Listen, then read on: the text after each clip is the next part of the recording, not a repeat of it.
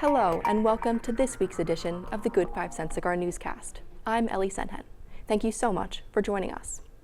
This week, we'll hear URI Public Safety's thoughts on a new TikTok trend, visit the Ryan Center for a Marcello Hernandez show, see the Rams Den, new look, and more. And of course, David Okula will have all things Rhody athletics covered in this week's Rhody Sports Corner.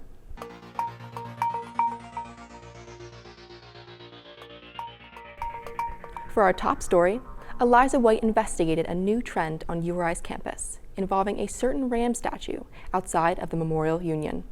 Here's Eliza with the story. Back to school always comes with its surprises. This year, a TikTok account has encouraged students to participate in a urination prank on campus. I don't know. I think it's kind of funny. I think it's a good little inside joke among the students because I'd assume it's something the staff don't know about. I'd hope it's something the staff don't know about. We know, and we were aware of it. We've actually have an investigator assigned to it, so we're treating it seriously. It's honestly, we're treating it as a criminal matter. Even though this feels like a silly prank to many, with TikTok accounts even being dedicated to finding the culprit, Deputy Chief of Police Paul Ritchie said that this case could be treated as vandalism, disorderly conduct, or potentially indecent exposure. This trend is happening at hundreds of universities and colleges across the country, meaning this is not an isolated incident for URI. It's seemingly absurd, this trend that's going on. I think it's fake. The water looks clear. It's definitely fake. Yeah. It's funny for the bit, for sure. I think it's so obvious, at least to me, that there is water bottle usage. And some of the comments are like, that's a water bottle. And we've seen all the stuff that's everybody has seen about it. For them, I would say, be very careful. Cease and desist immediately would be my advice. That person could also turn themselves in and do themselves a favor and say, hey, if maybe it's more than one person, whoever's doing it, turn themselves in and say, hey, I didn't realize it was that serious. And then they'll have a better chance of working with us. The search for the offender is still ongoing. If you know of any activity, please contact the URI Police Department. I'm Eliza White with the Good 5 Cent Cigar. Back to you. Thanks, Eliza. And for our next story, Stephen Russo checked in with URI Student Senate to learn more about their upcoming plans. Here's what they have in store. My name is Stephen Russo, and today we're going to be doing a Student Senate check-in with newly elected President Maynard Reyes. We're going to see what they have on the agenda for the fall semester, this upcoming academic year. Did you have to do a lot of adjusting over the summer to prepare yourself for this? I think I did a mix of it. I have been part of Senate since my freshman year. How did you get all the way to here? Just give me a timeline. Yeah. I think a month into joining, I was elected the music liaison for the Cultural Affairs Committee. At the end of my freshman year, I was elected the Cultural Affairs Chair, and I maintained that position throughout my sophomore year and junior year. What skills did you acquire that you now use as the president?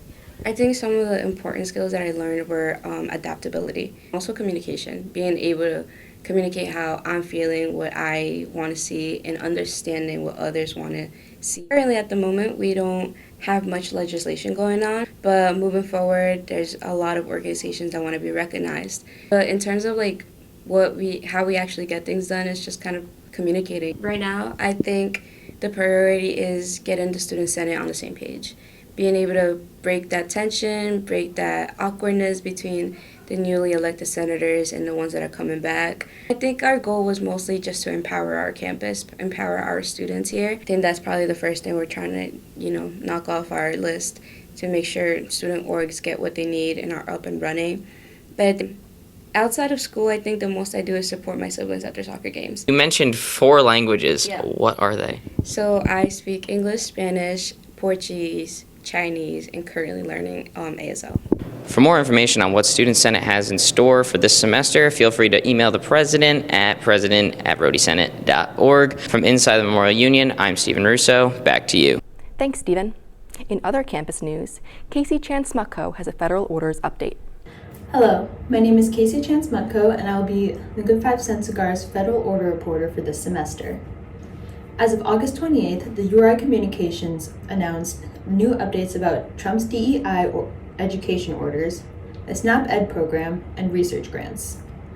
On August 14th, U.S. District Judge Stephanie Gallagher, a Trump appointee, ruled that anti-DEI guidance documents as unlawful. In her decision, she sought to alter the legal obligations of schools, and educators. For URI, this is a win because creating an inclusive culture is one of the goals for President Mark Perlonge's strategic plan.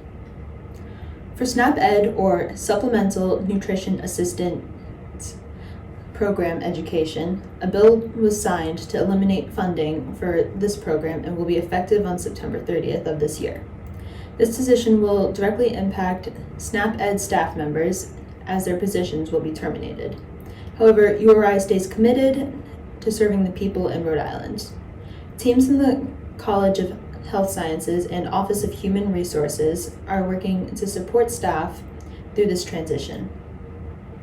Additionally, the Community Nutrition Education website will remain available to the public and partner organizations across the state.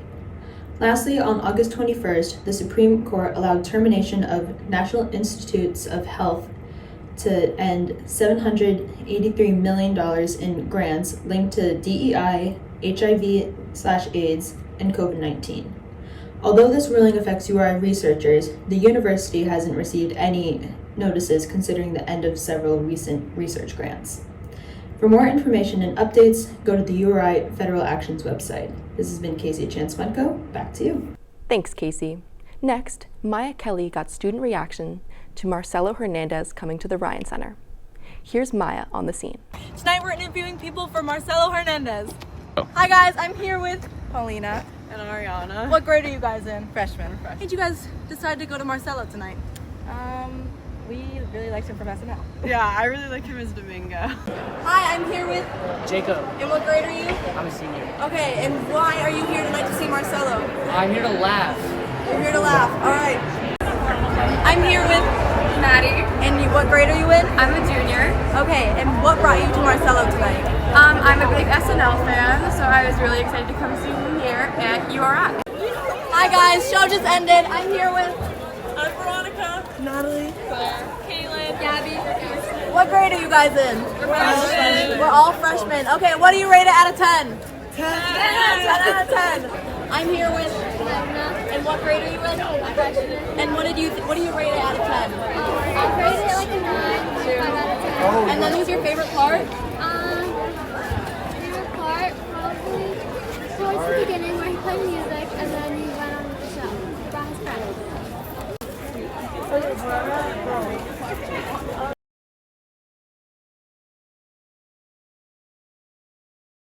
This is Maya Kelly reporting for the Good 5 Cent Cigar Newscast. Back to you. Thanks, Maya. Now, Casey Chan-Smutko learned about students can stay safe and alert during hurricane season. September is known to be the harshest month during hurricane season. To find out more, Department Chair of Geosciences, Thomas Bobing, has tips on how to stay safe and alert. Stay informed, meaning pay attention to the news, to the weather forecast, and know that something is brewing. Because if it's upon you without warning, then it's too late to prepare. So we can now predict hurricanes 5, 6, 7 days in advance. And so if you live by yourself, you want to take precautions like checking if you have enough water, batteries, the usual preparations. So the main thing is stay informed. But what about the long-term impacts? Geoscience Assistant Professor Chris Russianiello has your answer. That is how that storm surge, which is salty water, gets pushed up onto our landscape. And so that salty water then can do things like just kill the grass that's there already. It can cause corrosion on things that are on the surface, but it can also get into the ground. So a lot of that will run up, get into the ground, and it will take a while for that to flush through the system. I'm Casey Chan-Smutko with the Good 5 Cent Cigar. Thanks, Casey. Next, Stephen Russo gauged how students feel about the recent remodel to the Rams Den. Here are their thoughts. Over the summer, the Rams Den and the Memorial Union underwent a renovation. I'm going to go ask a couple student opinions, and we're going to see what people think about the new upgrade. A few notable changes to the Rams Den include facelift for the vendors, new tiles on the floors, and new signs for Rams Den featured restaurants. Now you saw the renovation upstairs. How are we feeling about it? Good? Bad? I mean, yeah, I think it looks definitely modernized, but I feel like the older versions of the Rams Den just had a bit more character. Like I remember they used to redo the ceiling in the main food court every year, and they used to have that really nice looking big clock. So I think at the end of the day, it's good to like keep modernizing our facilities here at the school. Really clean, cool lights with all the metal brackets on top coming down. I loved it. I mean, it looks really nice in there. Really modern. Yeah. Clean. More information about the process and the finances of the renovation, go and check out our print article, or you can read it online at rhodycigar.com. From inside the Memorial Union, I'm Stephen Russo. Back to you. Thanks, Stephen. Looking ahead, here's what's going on next week at URI.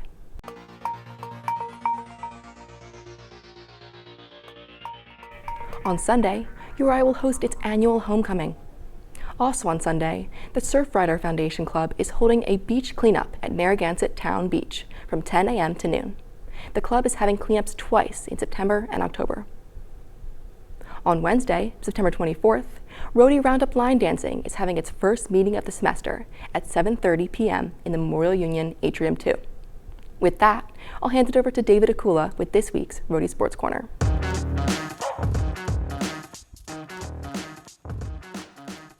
Hello and welcome to the Rhody Sports Corner, your place for all the latest updates across URI athletics. I'm David Okula. Off to its best start since 2000 with a record of 5-1, women's soccer looked to keep the momentum rolling when it hosted UConn on Thursday. The Rams were unable to break through on the scoreboard for the first time this season as the Huskies handed them a 2-0 loss. Owen Desharnais has the story from the URI Soccer Complex. On Thursday, the University of Rhode Island Rams women's soccer team hosted the University of Connecticut Huskies in a non-conference match. Entering the match, the Rams were 3-0 at home and 5-1 on the season, their best start to a season since 2000 when they won their first 9 matches. On the other hand, the Huskies were off to a mediocre start, sitting at 2-2-1, coming off a season that saw them win the Big East Championship. Excitement got started in the 15th minute when fourth-year Chioma Okafor netted her second goal of the season. The Rams would have multiple chances to even the score, when third-year Lauren McDonald was turned away on a shot on net, and then when third-year Jill Rosenfield couldn't capitalize on an open net. The Rams would head into half trailing by 1. Fifth-year Mia Carstensen adds her insight. There's too many times where it's going on back post and we're not there, unfortunately. But yeah, just keep being aggressive and get shots on goal, finding each other in the small channels. I think that's going to help us a lot. Just 2 minutes into the second half, the Huskies would go on to extend their lead on a goal from fourth-year Abby Merchant. This was a lead that would hold, and the Huskies would go on to win 2-0. I think today is a good lesson for us to learn that we just need quality in certain moments. When you play other good teams, right, you have to have the quality in certain moments. That's usually what changes it. They had the quality. They made us pay for some of our mistakes. We couldn't make them pay, for some of their mistakes. That's pretty much the difference in the game. Hopefully we can learn. I thought at times they pushed us around a little too much, especially at the start of the second half. I don't think we got a good start to the second half.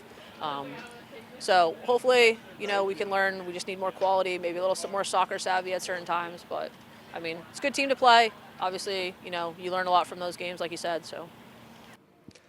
Coming off this win, the Huskies will return to Storrs to take on the University of Maine Black Bears, and the Rams will travel to Worcester to take on the College of Holy Cross Crusaders.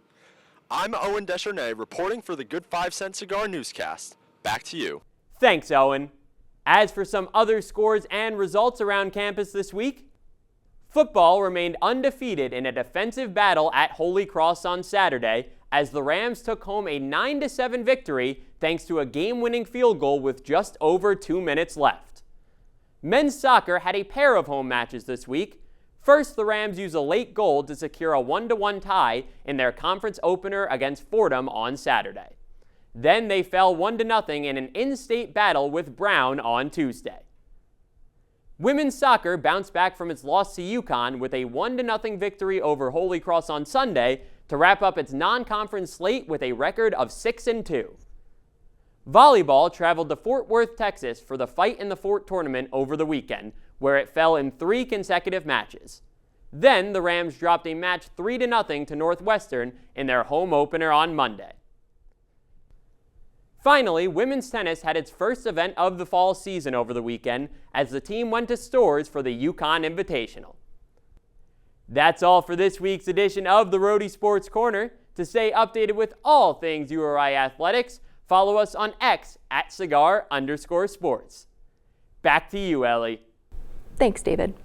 That's all we have for you this week. Thank you so much for tuning in. Be sure to follow us here and on Instagram at Rhody Cigar, and pick up our print paper anywhere on campus to stay up to date with all your Rhody news. Find us online at rhodycigar.com. Until next time, I'm your host, Ellie Sennhenn. This is the Good 5 Cent Cigar Newscast. And as always, have a great week, Rhody.